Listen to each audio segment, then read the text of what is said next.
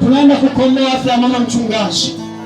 Sasa hii tunaenda kuita huko iliko ficha, tunarejea sauti inafika ndani, inaachilia moto, inaachilia moto, inaachilia moto, inaachilia moto kwa damu ya Yesu, kwa jina la Yesu.